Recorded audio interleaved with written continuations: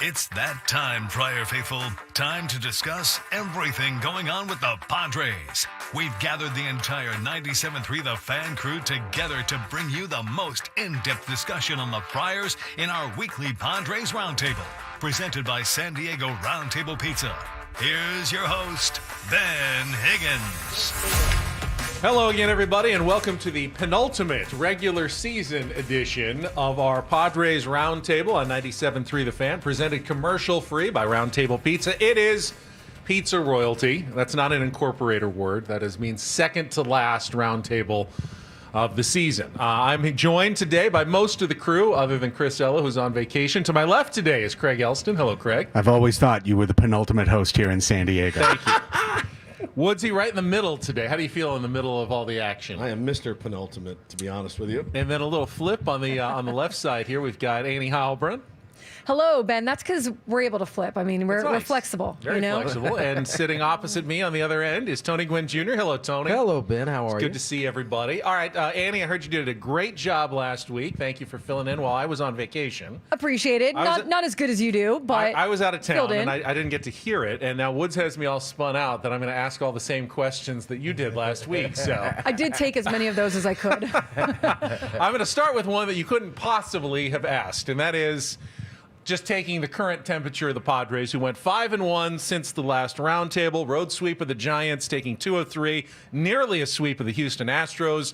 Padres own the best record in baseball since the All-Star break. They've had several good runs since July. So, in your opinion, and why don't we start with Annie, since she hosted last week, are the Padres playing their best baseball of the season right now? I believe they are, and I believe that they have found even yet another gear that they're working toward now that they can see the light at the end of the tunnel with the playoffs. I think you're seeing, especially kind of like the superstar players, but even everyone in the clubhouse, kind of just taking it up another level, getting themselves ready for what the playoff experience is going to be like. So I think that they're very focused and locked in right now. Yeah, Padres had, Tony, some really good runs, especially post-All-Star break when you guys were on the East Coast and long winning streaks. But I don't know, it feels like right now they're as complete of a team as we've seen. Yeah, I mean, this is we've kind of seen this coming since the second half began, and there was that extremely hot, month of baseball they had, and then played about 500 ball. But one of the signs of a really good team is you can have your fall off is about 500, and then you can get back on it, and that's what we've seen from this team. It's a combination of everybody starting to get healthy at the right time. I mean, obviously getting you and Joe back has been a huge uplifting piece of it, and getting Toddy back. And so they're healthy, and they are peaking right at the correct time, in my opinion. And, Craig, that consistency has been a big part. Padres still no more than 2 losses in a row since the All-Star break, and that's continued on all the way here through September. And that early East Coast great road streak that got us to the point where we could make the trades that happened, that was happening negotiating Adam Major starts and Randy Vasquez starts. And those guys have been replaced by Joe Musgrove and Yu Darvish. There's no bigger upgrade in baseball than what's happened in those 2 rotation slots, just like there's no bigger post-deadline acquisition than getting Fernando Tatis Jr. back, OPSing around 1,000. And, Woods, I think you'd agree, Padres are passing the eye test. Whatever that is, the Padres seem to be passing it right now. Well, and they're definitely passing we talked this morning about busting narratives, and there's been some narratives busted, and they went into San Francisco, get that sweep, and you're like, all right, well, it's the Giants, though. I mean, they're scuffling right now. Their offense is non-existent. You sweep the Giants, you handle your business. The Astros are going to be a much tougher test. Well, they won 2 out of 3, and let's be honest, probably should have won all 3. I mean, they're busting narratives every single day. Is there room for improvement on some things? Absolutely. But there's no baseball team out there that can improve on a couple of things.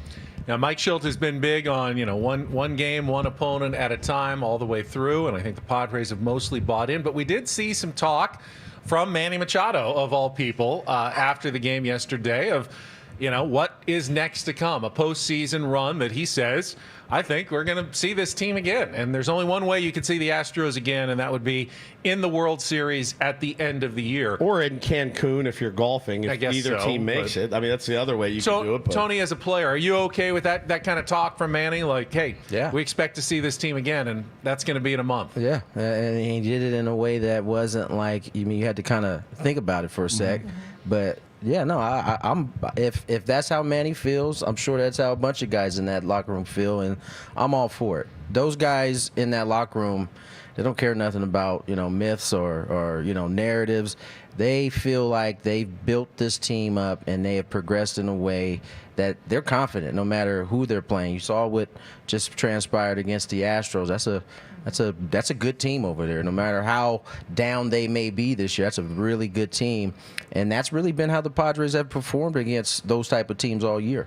And I think you never want to see confidence cross the line into cockiness, overconfidence, Craig. But I haven't really gotten that sense, even from Manny's comments. It wasn't like, yeah, try to stop us. It was just more like, hey, we're just going to keep doing what we're doing, and that should lead us to a good place.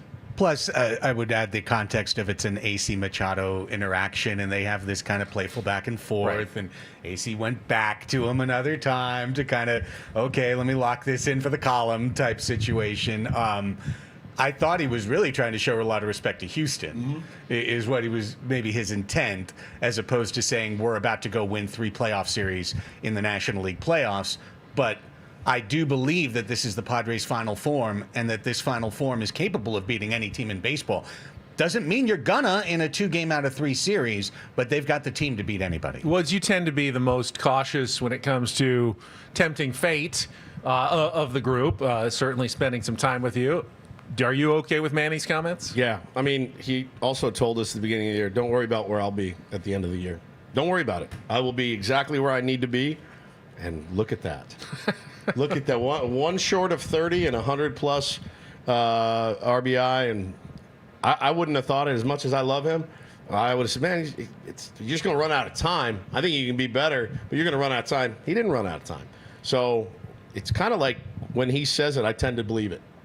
And Annie, ultimately, you'd rather have a confident team than one that's lacking confidence at this point in the season. Yeah, absolutely. And I think this is a team that feels like they've earned it. They have, like they've earned what the place that they're in and the place that they're holding. They've kind of controlled their destiny for this part out of the All-Star break. And so for them, I think that they're feeling like, hey, we're very locked in. We've put in the work, and this is a really special team that we have. I thought it was great. Manny called his shot. The Astros clubhouse was saying that it would be a great matchup, too.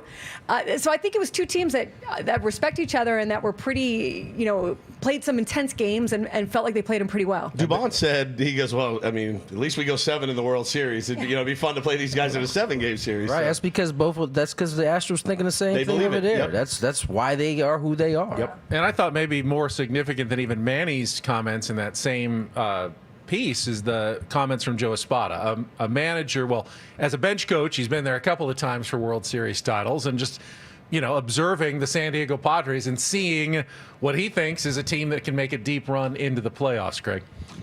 I look at the opponents and I see a stronger weakness on every single opponent in the National League field than San Diego right now. And I don't think that's braggadocious. I just really look at the team because the biggest difference to me, I mean, you can argue offense. I think this year's offense is better than 2022. Obviously, it doesn't have Juan Soto in it. But that year, the Padres had to turn to Mike Clevenger and Sean Manaea in a National League Championship Series game. This year in that situation, that would be Michael King. I mean, that's just a gigantic difference in terms of looking at – and you know what? I'll even take it a step further. I remember that year, the Astros winning the World Series and looking at them and going – Christian Javier is their 4th starter. This is ridiculous. Like, they get to a Game 4, a must-win situation, and they've got a starter out there that's so much better than the opponent, and that's where that series turned.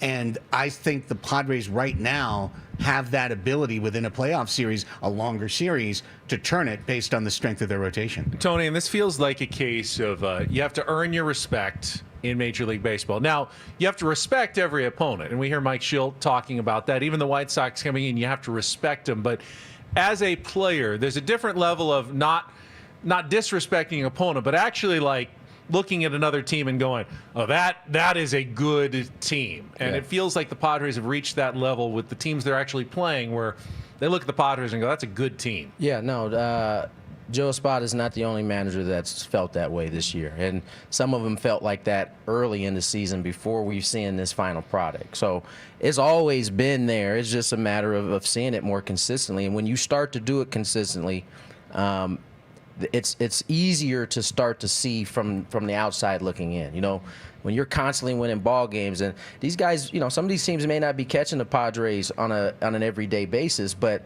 they catch them in the highlights, they catch them on the phone, and I think that starts to kind of resonate with people. And then when you see it in person, and you see the execution that this team puts together on a nightly basis, you can't do anything but respect it at that point.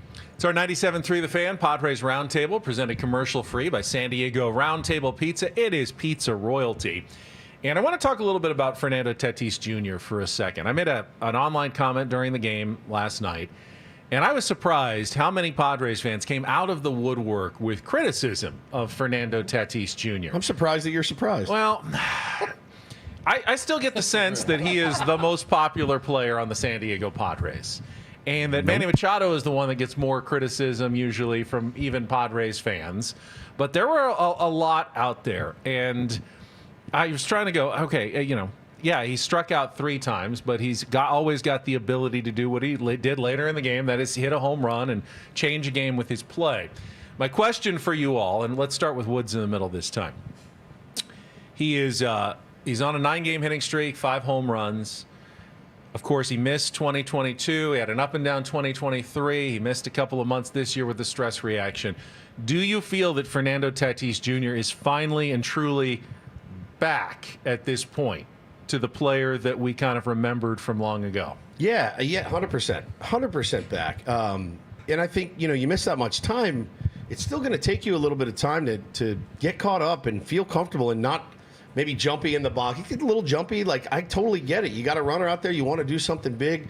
The crowd's going nuts. So you've seen a lot of the other guys on the team, because they've had 300 at-bats or 400 at-bats, they may be a little bit more calm up there. They're not trying to do so much. Fernando is still, he's a little bit late to the party, but look what he's done, even being a little bit late to the party and missing so much time. So the way he changes the game in the field, the way he changes the game with his arm, his athleticism, and of course his bat, yeah, man, like, he's playing great, and he can still get better. And I think that he will. I mean, it's the more ABs, the more repetitions he gets, the better he's going to play. Annie, you remember pre-surgery, pre-suspension Tatis. I mean, how different, how same is this player? Compare the two from then to now. I think he's even more mature. I do, and I think he understands his role in the team even more, and I think he is someone who was bummed to miss the 2022 playoffs, was bummed to sit on the sidelines in the dugout while this team was killing it and he was injured, and now is loving the opportunity to help his team out.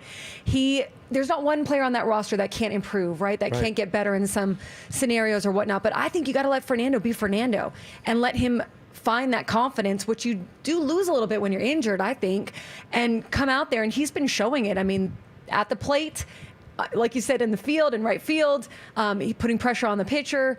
I think you're seeing everything you want to see out of Fernando right now. Craig, his strikeout rate's actually the lowest of his career this year. You really don't see lapses at all from Fernando Tatis Jr. Is it possible that this is the best version we've ever seen so far? Not saying that he can't get better. Like Annie said, I agree with her, but are we at that level where he is now kind of past where he was before? Because it took him a while to get back. Well, he's still not 100% healthy. Yeah, that's true. So I'll say, to the most basic response to your question, no, this isn't the best, because I think there's an even healthier version of Fernando Tatis Jr. that we could see next year. But I agree with everything the panel has been saying in terms of his maturity has improved.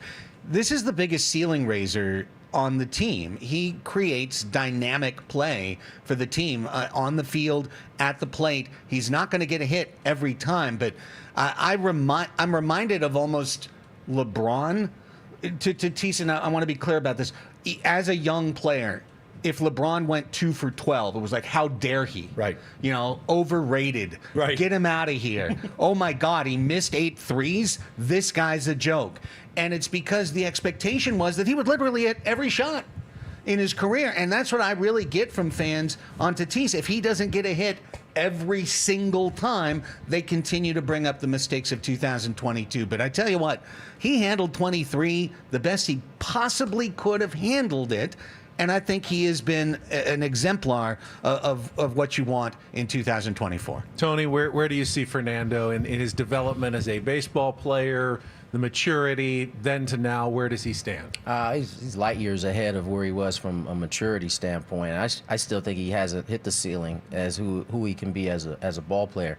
He hasn't had consistent baseball over the last 3-4 years, whether it's due to injury or the suspension or not, right? He just hasn't been able to build any kind of continuity with himself. He's dealing with a stress fracture, stress reaction, and that's in his leg. So I mean, like, how dynamic is he when he's still dealing with that? So I think still pretty dynamic. Exactly, and that's the point. Yeah. And I caution the everybody. Twitter can sometimes feel like the 14 people that are, hey, he's terrible or we need to get rid of him, can feel like a million. It's just the 14 people that I always wonder that like too, because I understand social media can be very vocal, but at the same time, I always think that for everyone who's not saying it, there's probably 100 people who are also thinking it. So I don't know how accurate it is or not when you see that kind of criticism. Saw it from Manny, early in the season. You have plenty of fans who go, he's washed. This contract is going to be a disaster. Well, Craig, that's turned out just to be absurdly false when it came to Manny Machado and what he's been able to do this year. I mean, 100%. This is probably the single biggest busted narrative of the 2024 season. And I will tell you, not just some fans, a lot of fans and a lot of smart fans that were making this claim. And it was fighting a headwind to say, no, wait, Manny Machado has been hurt last year and this year.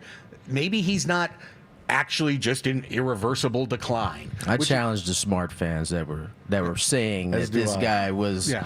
It is as certain as the clock turning 9 every day that this guy is going to be around 275, 30, and 85. Just look at his baseball card. It says it every year.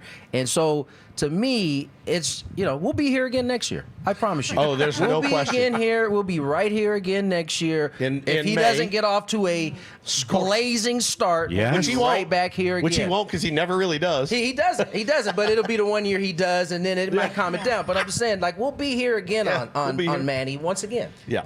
And at some point, Annie, I mean, he will decline, just as every ball player does, but he's in his prime and should be for several more years. He is. And two things. One, Manny will always challenge anyone who will look at a player and say, oh, he's past the 30, 31, 32-year-old mark. He's going to decline. Manny loves the player who has longevity and has learned to be a smart player and play the game a smart way and really build on their baseball IQ, which he does every year. He will fight that. I mean, and I think he'll do a good job fighting it. But two, also, talked to him the other day about his arm. I mean, his elbow is still not 100%. He's just like Fernando is. He's going to excel from having an offseason where he gets to train the way he wants to. He gets to rest the way he wants to. He gets to do everything he normally does in an offseason. He's going to probably come back next year even stronger. What he's been doing, dealing with this elbow still not being 100%, has been remarkable.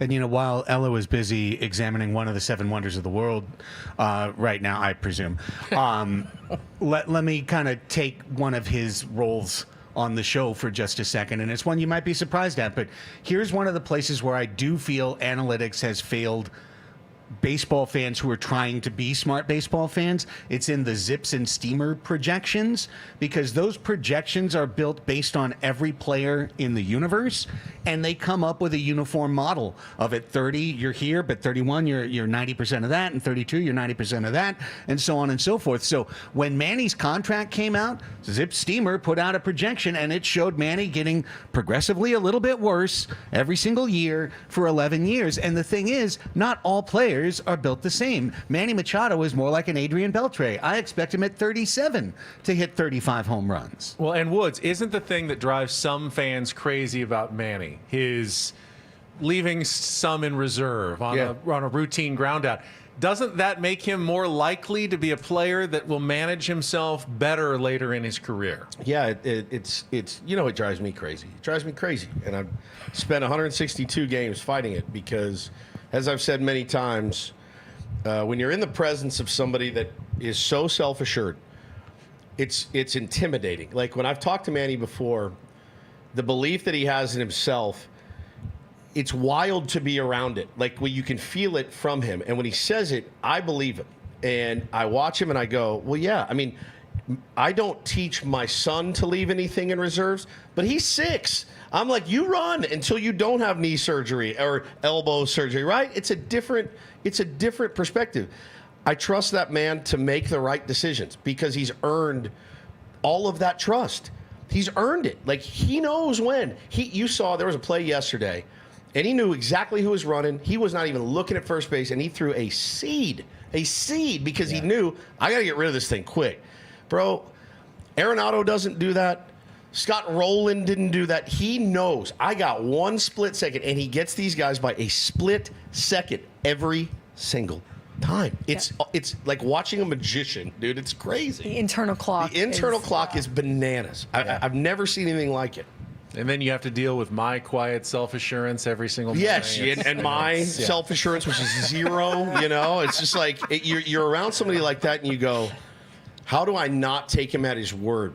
You know, that he's going to be where he needs to be after he consistently proves it. It's our 97.3 The Fan Padres Roundtable, presented by Roundtable Pizza. Pizza royalty, going for another 40 minutes or so. All right, so Mike Shildt finally pulled the switch, and I don't know if it was before last Thursday or not, with Jackson Merrill up to the 5th slot in the order. But the question here today is that the last change, or would you make any other adjustments to the Padres starting lineup to maximize their potential effectiveness for the playoffs, Craig? Yeah, the change happened Saturday up in San Francisco. That's right, so, yeah, we didn't get to talk about it last week. We were talking about it the week before on the radio. Should that it should be a good move to move Merrill up at least to 5th. And I do believe this is the last move. Yeah. And I think this is the optimized lineup. I really do. It was different when Profar was hitting 185 for a month, but the Profar that gets hits, I want him 3rd because I like the switch hitter. I love the at-bat he takes. I love the way he battles the pitcher, and I think he's a perfect complement where you've got to Rise the battler, you've got Tatis the free swinger, you've got Profar the battler, and then you've got Manny kind of the opportunist, who'll either battle you or go for that first pitch. I love the mix. Merrill 5 is right. It's getting one of your best players more at-bats, and furthermore, it's getting them connected. Now Merrill's connected to Manny and to Tatis and to Profar. When they're on base, it's his job to knock them in.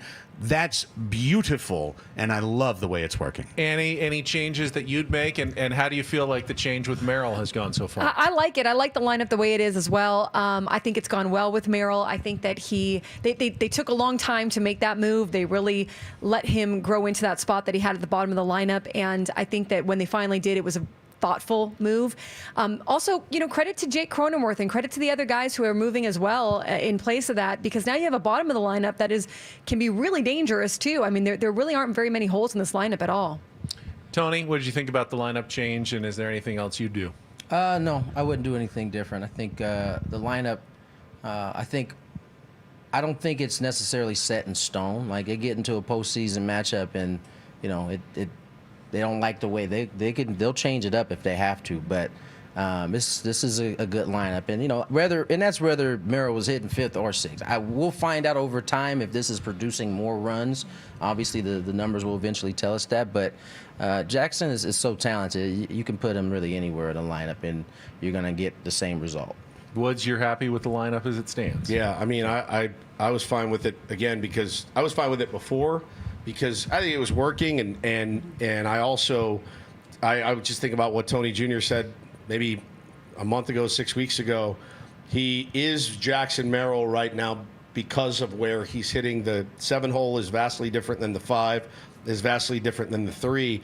And like Annie said, very thoughtful move, not a knee-jerk move that right. A lot of managers or young managers or adult league managers would make, right? Like, oh, he's just not swinging, I got to move him. No, man, I think it was a thoughtful move. And I think Jackson, again, as a rookie, has proven he can adjust to almost anything you throw at him. And he's learning from some really good adjusters on that team right now. And I think those guys have helped ease his transition a little bit too. I think if you had a supercomputer putting together a Padres lineup, it would probably tell you need someone who walks a little more at the top of the order on base percentage. You might move Jurickson up. Ultimately, though, and this is not intended as a knock toward Xander Bogaerts, Jake Cronenworth, Kyle Higashioka, or Ha-Seong Kim, or whoever is going to be at the bottom 4. But there's 5 really good offensive players in the lineup. And right now, they're batting 1 through 5. Whatever the order is, you're getting those guys up the most. And then the other guys who sometimes can contribute at the bottom of the order. They're at the bottom of the order for a reason, and that seems correct to me. Contributed. Absolutely. All of them Absolutely. have contributed. Can I take some dynamite and blow up your supercomputer? Yeah, right? absolutely. Yes, Okay, please. thank you. I just want to make sure I can do that.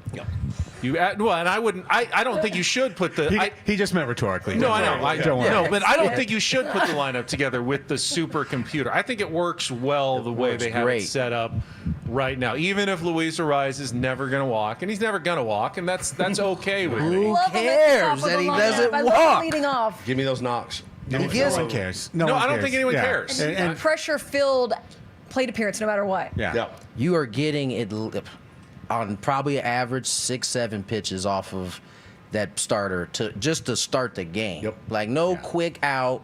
And that's almost every time, unless he does happen to swing first pitch. Ambush. Which Yeah. Jurickson can do as well. Oh, yeah. Would be fine. And he was the leadoff hitter yesterday in the game. And it worked out just fine for And we've for the seen Padres. now how this becomes a perpetual motion machine, because when you put Solano in the lineup every day, and all of a sudden now you've got 2+ hitters in the 7, 8, 9. I still think of Cronenworth as a plus hitter. I know he's slumping right now.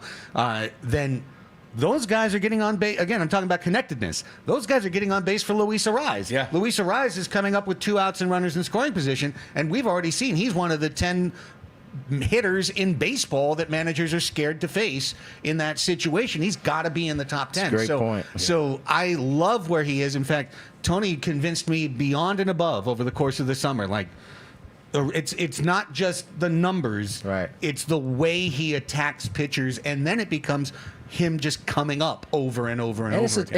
It's like I said, it's a tone setter too, because it's not just him doing that. It goes down to Fernando, then it goes down to Profar, and by the time you've gone one time through this lineup, on most days, you already are in a hole, and getting through 5 is going to be tough at that point. And in the playoffs, pressure bust pipes, and if you can, once the pressure starts to add in the playoffs, which I think is a little bit different than the regular season, you start to see teams crack.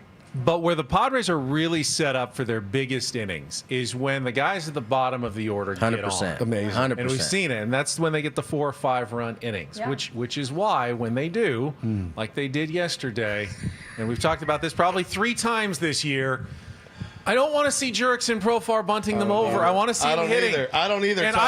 I will Tony, say, Tony, I have the wisdom to Tony. know that I should listen to Mike Schiltz, who knows way more about Yes, this, and Tony to Gwynn Jurickson Jr. Profar, Yeah. and to Tony Gwynn Jr. And no matter what you all say, Don't have the wisdom. I want Jurickson I want Profar him swinging. swinging with his 23 home runs and his slugging percentage when there's nobody on and there's 2 guys on base.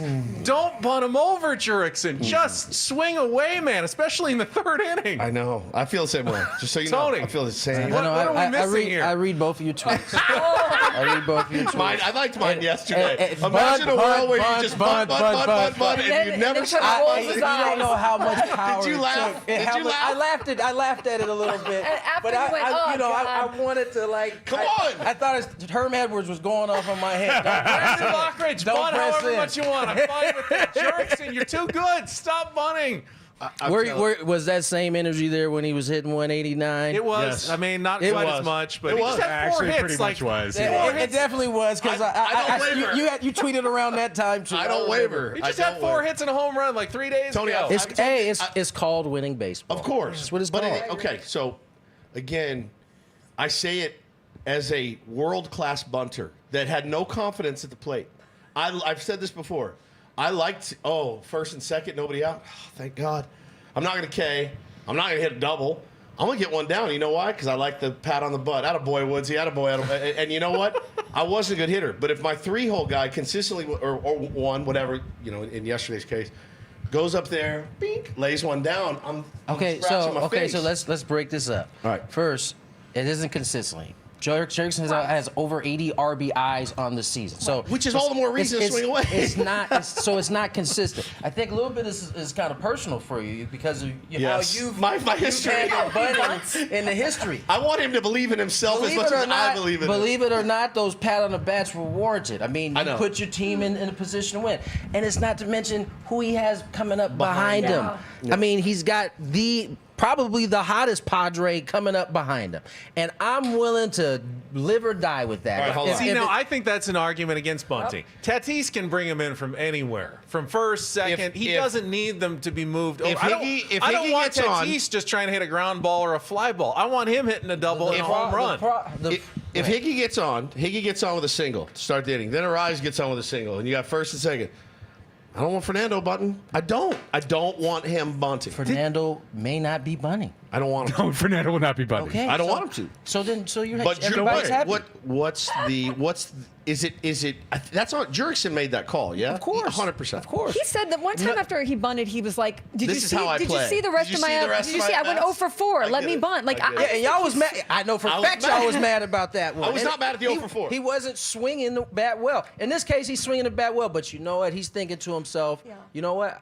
I'm gonna give my teammate the better shot. He's thinking Framber Valdez is a tough customer. It's going to be hard to score runs. Let's try to get one. The point is, there are a bunch of different reasons why a guy chooses to do that. You don't think Jurickson wants to be the dude in that spot? Of course he does. I get it. He's thinking about winning. And when you have that mindset versus, just going back to last year, and not to pick on him because he addressed it himself, which I love.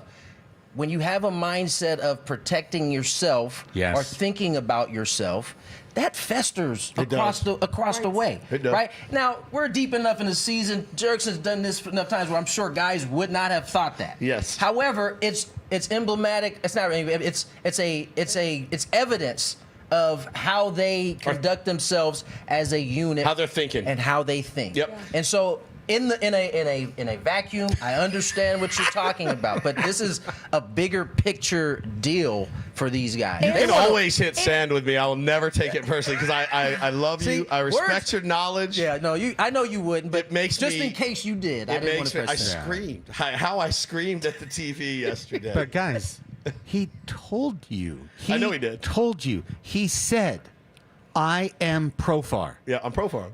If I put the bunt down, it's because it's the right play. That's right.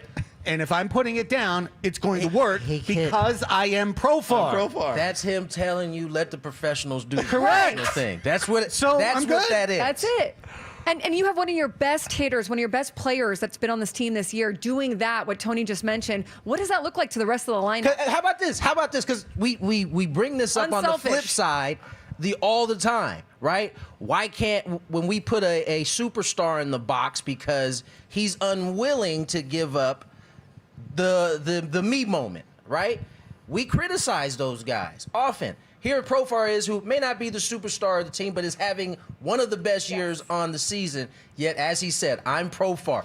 Know thyself. Know thyself. Yeah, but also know who's behind you. If like Luis Arise or Xander's coming up and they got a real good chance for a single to drive in too, I think it's the right play. With Tatis or Manny coming up and so much power there, I think the right play is to just have 3 chances to drive in all those differentiate runs. between Arise and who was the other one you said? Xander. And Xander. Yeah, versus more singles than power. Okay, but versus hang the on. power guys that are coming up. Let me throw one other thing into the soup here, all right? Because we talked about this yesterday. Guess which team leads baseball in ground ball double plays? Padres. The Padres lead all of Major League Baseball in ground ball double plays. Jurickson Profar has plenty of double plays. He eliminated the opportunity of a double play right there, which is the #1 thing that kills San Diego Padres offensive rallies in 2024. Every time. All right. Well, I mean, by that logic, then, when we get to the playoffs and you're facing the Framber Valdez's of the world, are we playing for 1 run every single time in the 3rd inning, 4th inning? I mean, I think in order to, we've got really good pitching, we got a really good bullpen. You're going to have to throw some crooked innings up there. And boy, what a good lineup to do it. We've certainly done it a ton. We also have one of the best offenses in baseball as well, despite our leading the league in ground balls. That is historically inaccurate. You don't play defense, big game or big high run scoring games come playoff time. But you want your best hitters. And I think Jurickson has been one of our best hitters.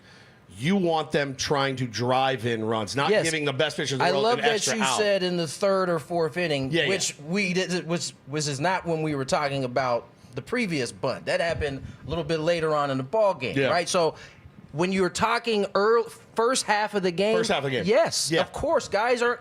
Jerickson Profar, my guess is third or fourth inning, Jerickson Profar is not laying down that same bunt. We get down into the playoffs, in the playoffs, right? We get into deeper into the game. He's and that's true. I agree with 100% that. I agree with it too. Yeah, 100%. All right, so 97.3, very friendly Padres Roundtable, presented by Why don't we just do Roundtable an hour Pizza. on bunting? By the way, we covered that whole subject last week. Of course you did. Yeah, we did. Please don't. Let's talk about that team to the north. Padres currently 3.5 games behind the Dodgers. Got 3 still against LA. Dodgers pitching is in shambles, riddled with injuries. Even Dodgers fans are starting to kind of give up some hope. However, the remaining schedule definitely favors the Dodgers outside of those 3 games. How realistic do you think, Annie, is a path to the division title with 9 games left in the season? It's not out of the question for me. They're not mathematically out of it. I've seen, to me, a lot of things can change in a week. And while the Dodgers do have the Rockies and the Marlins, I mean, look, the Diamondbacks lost 2 games to the Rockies. The Dodgers did lose to the Marlins, earlier in the series. You just never know what's going to happen. And the Padres are just so locked in right now that if you do get a little of that weirdness happening, they've got a chance to just zoom right past. Is it a long shot? A little bit? Yeah. I mean, like the numbers, the games are ticking down. It's a bit of a long shot, but I don't think it's impossible for them at all. Craig, I think there is a path, but I think it requires the Padres either winning out or maybe only losing once, and not to the Dodgers. And then I'm not saying they can't do that, but you cannot expect any help the rest of the way outside of yourself. So we had a whole segment on this yesterday on Annie and Elston, and the number is 5%. It was yesterday. And then the Dodgers won a game, so it's less than that now today because another day's off the calendar. So there's somewhere around a 4% chance. So if you run 100 scenarios of the last 10 games, 4 times the Dodgers either lose enough or we just sweep out. And that's how the Padres win the division. But there's 2 paths to the Padres winning the division. One is the Padres sweep out, and the other one is that the Dodgers just tank out and they lose a ton of games. And believe me, there's some LA fans who believe that's going to happen. I'll give their club enough respect to say, by the way, the last 4 games they've scored 8, 9, 8, and 8 runs. So they're going to slug their way into the division championship, barring us sweeping out. And can it happen? Sure. Do I plan on stuff like that? Of course not. It's a magic number of 6. It's 8? 8. No, 5 to clinch a playoff, but I think it's 8 to clinch home field. Yeah. And that's the number I'm thinking about the rest of the way. We talked about it a little bit on our show, but if you go back in time, had the Dodgers not acquired Jack Flaherty, Tony, I mean, they would have almost nothing left. And the Tigers are probably going, why did we trade Jack Flaherty? They're a half game out of a playoff spot right now, even trading one of their 2 best pitchers. That turned out to be maybe saved the Dodgers regular season. I don't know if it'll save them in the playoffs, but Flaherty, without him, I don't even know what they'd have left. Yeah, they'd be in trouble for sure. They could very well be in trouble anyway, even with Jack and how well he's pitched. This is one of the rare situations where it seems like the injuries could be too much to overcome. I mean, it's not that they haven't had injuries in that organization. They've just always been able to find a way to overcome them with some aging bats in the kind of do everything role like a Chris Taylor. Those guys aren't playing well, and it really has kind of reverted. Plus, adding how Gavin Lux has played in the second half, it's still really the big 3 and him. After that lineup is just not as deep as it used to be, and they don't have the starting pitching or the bullpen for that matter to kind of scramble over that. Well, you can't always make baseball make sense, but I would think as a Padres fan, you'd like to see the inverse of 2020 when the Padres went into a playoff series against the Dodgers with no pitching left. None. None. And you kind of think, okay, now the shoe's on the other foot this time around. Hopefully the result will be exactly the same in reverse, that when those 2 teams, if they do end up meeting, the Dodgers just won't have the arms to match up with the Padres in a series. Well, like that. and like we talked about today, I think, when the clock strikes October and the first game of the playoffs is here, the Dodgers will probably have a bye, be able to get a little bit healthier. But for them, what killed them is the guys that they always are touting as the next great one, and we all buy into it. We believe it. If you watch Bobby Miller's first start this season, you went, oh my God, I can't believe they did it again. They did it again. They got another superstar ace who's controllable, young. They'll have him. They'll pay him. He's phenomenal. He went off the cliff. He's been terrible. Sent down yesterday. Michael Grove is hurt, who is another stud. Landon Knack's pretty good, but again, and Tony was talking about those role players, the aging guys. They still scare the crap out of me because everything turns to zero. Chris Taylor's 170, whatever average, zero.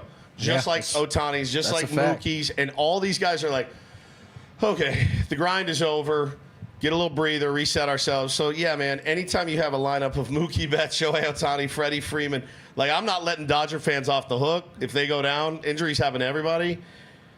You still have a ridiculous lineup full of... As you said, they're about to still get a bye. Get a bye. They're being good enough to do that. That's exactly right. So they're still a team that scares me, as does every single team that makes it in October. Just one last little button on that, though, as I'm thinking through it.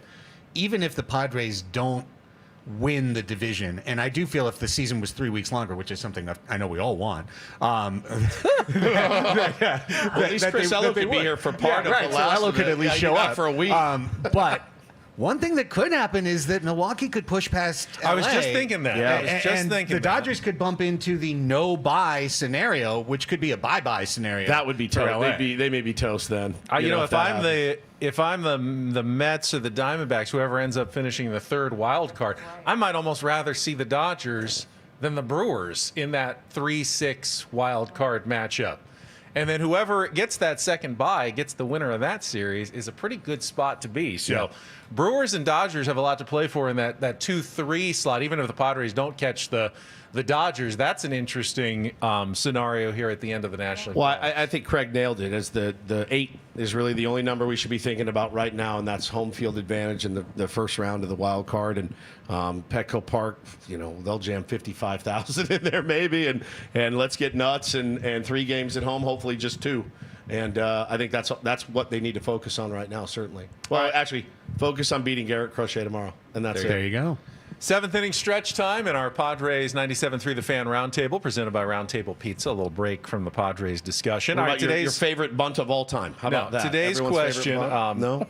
We will hit the autumnal equinox this week and summer giving way to fall. So I'd like everyone's opinion on the flavor combination known as pumpkin spice and what it should and should not be used on. Tony, are you a pumpkin spice person at all? I am not a pumpkin spice guy. I no detest lattes. pumpkin spice. You detest it? Yes. I like normal pumpkin pie. I do not like pumpkin spice flavored anything. I'm a It belongs peppermint in pumpkin mocha, pie. but I don't like pumpkin spice latte or pumpkin spice cereal or pumpkin spice bread. Pumpkin or spice cereal. If you go to Trader Joe's, everything is pumpkin spice right Everything. now. Pumpkin spice biscuits. I don't Pumpkin know. spice spaghetti carbonara. They have everything pumpkin spice. It's Taking insane. Too over. much. I like pumpkin spice cheese. No, I'm joking. I don't really. Yeah, beef jerky, pumpkin spice. No, It exists, I promise you. We are a big fall family. I know we you are are. a huge fall family. Christmas decorations are going up probably within the next couple of weeks. But we don't skip Halloween and we don't skip Thanksgiving, and we are.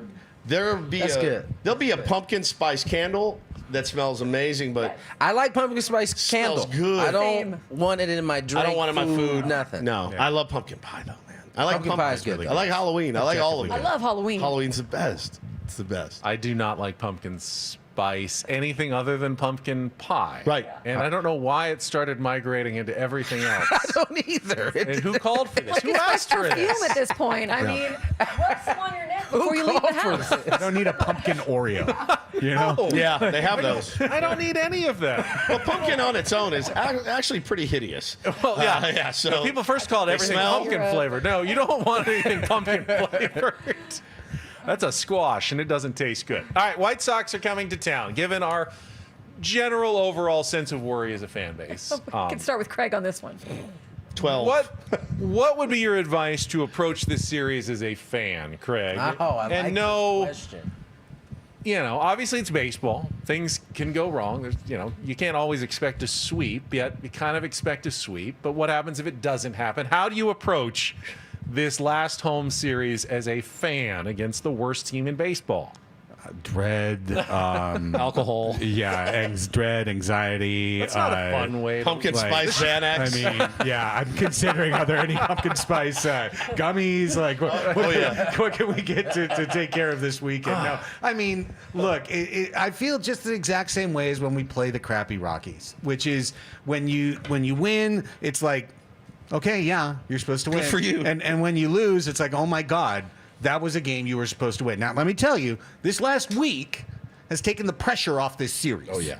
So, unless you think we're going to win the NL West when we have to win out, and that would be a way where I'd be literally panicking. Like, we've got to win all 3 of these games. But honestly, we probably don't have to win all 3 of these games anymore to get where we want to get, which is the playoffs. So, I would actually go out. I will be out as a fan on Friday to celebrate the team, and it's the last home weekend before we're paying playoff prices, and hopefully we've got those playoff games. So go out there and enjoy it. Yeah, you say that you don't have to necessarily win, and you probably don't. At the same time, the Dodgers and the Diamondbacks, you got 2 playoff teams the last week, and they will be battling, and those are going to be tough games.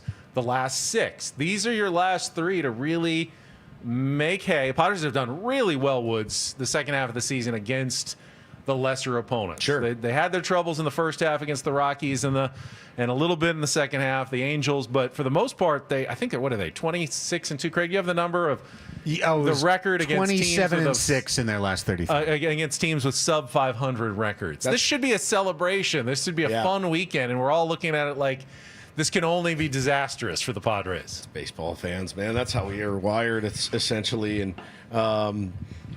I do think, I don't think you really change your perspective on it. To expect a sweep is a fool's errand, my friend. That is a fool's errand. Beating a team of 26 prideful men that want to keep their job, that get paid for a job, that want to get a job next year, and know that other teams are watching them potentially.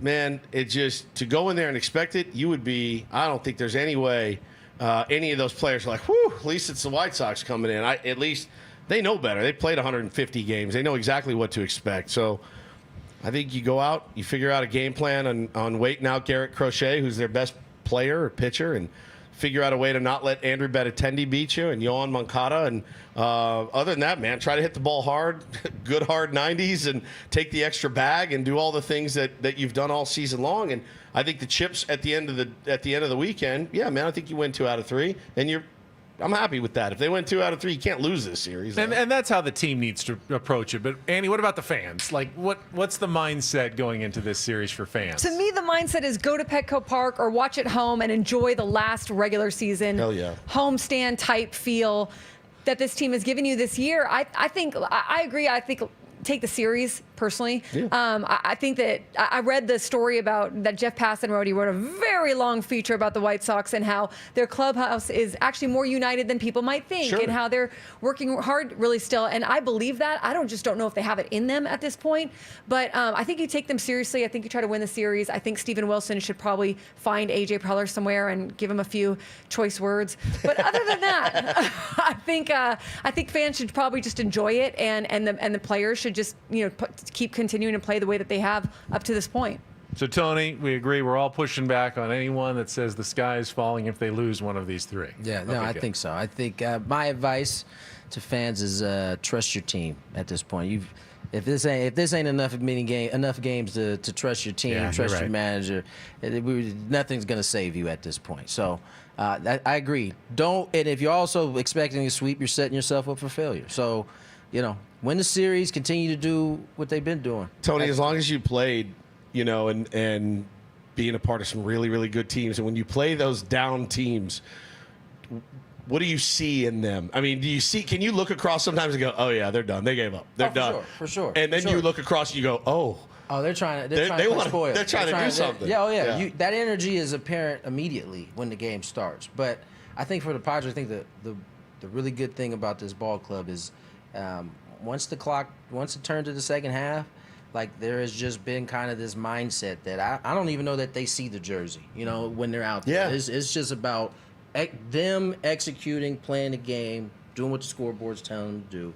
And that's why they've been successful. Just one last little bit more serious note, which is that, as again, these are paid professionals that also have gone through this dog day of summer of being so horribly bad, but now they see the finish line too, and they see an ability to not be the worst team in history. Yeah. And I do truly believe that's a motivator. I remember that 100%. awful 2003 Tigers team, they won 4 of their last 5 to finish at 119 losses and not be the Mets. So the Mets have held that since 62. White Sox won some games this week. They did. They're going to come in trying. I really believe they're playing the hardest that they've played all year right now to try and avoid history. Yeah, they lost 20 straight series and before winning the last one. So they're definitely not trying to be history. All right, in honor of the White Sox coming to town for our last question, and for the 4 of us, it's more the worst team you've ever covered or been a fan of. But for Tony, it's what was the worst team you were ever on and why? Why was it so bad?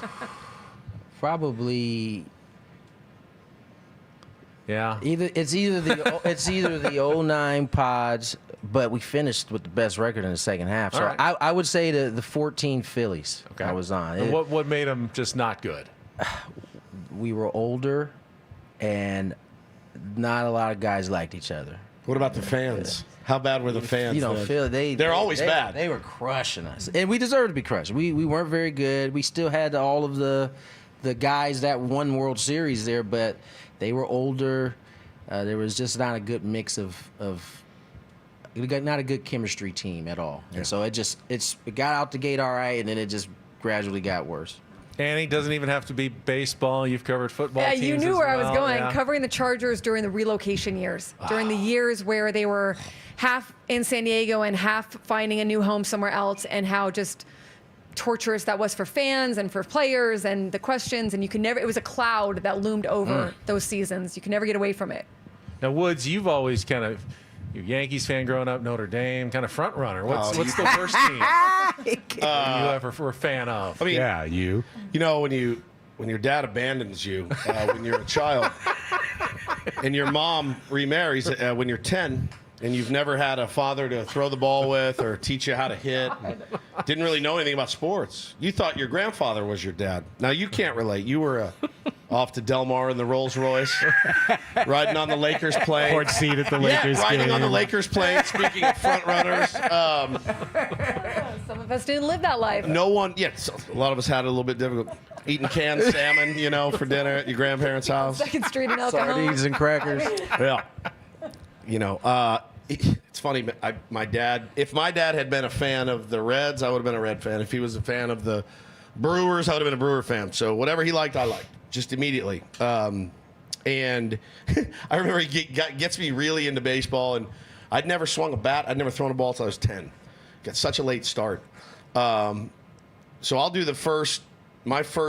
I'll just talk about my first year of playing baseball. I was on a team called the Cobras. Oh. And we had the old pirate round hats. Oh, they were round. yes. My very first little league Classic. team. Pillbox hat. Round hat. That's awesome. With a cobra on it.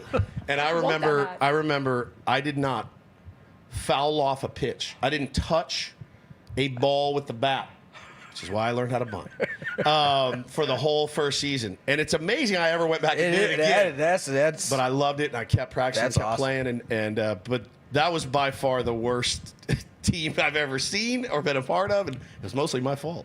Well, I brought up the 2003 Tigers that lost 119 games. They swept the 2003 Padres. Oh my God!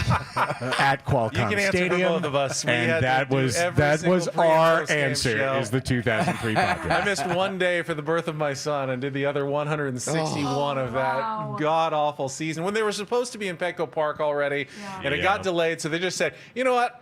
we just won't care about the team for a couple of years until we get into Petco We'll Park. pick it back up then. Tony, your dad had already retired. Yeah, It's he was gone at that point. We are in the I feel for absolute you. interregnum between what we were and what we're going to be, and it's just like we got to put out a roster. So That's tough. here it is. As far as Real coverage, tough right the there. barbershop quartet. but Benny, what was wasn't last year? Didn't last year almost kill us? Oh, that's true. It Because the did. expectations It were so did. high, it almost Too killed many good players. Yeah, too many good man. players. Yeah, at least they got to watch some good players. That's exactly right. Yeah. Yeah, I watched some good players. At least Juan Soto had 35 home runs. That's true. Brandon Villaferde. Sir, Come on. Eugene Kinsey, yes. Yeah. That's right. All right, well, that is the end of the penultimate edition of our regular season Padres Roundtable, brought to you by Roundtable Pizza. It is pizza royalty. When we come back next week, we'll be down to the last 3 games of the year and looking forward to the postseason, hopefully. Thank you to Tony Gwynn Jr., Annie Heilbrunn, Stephen Woods, Craig Elston. Annie and Elston are coming up next. Don't go anywhere on San Diego's #1 sports station, 97.3 The Fan. So long, everybody.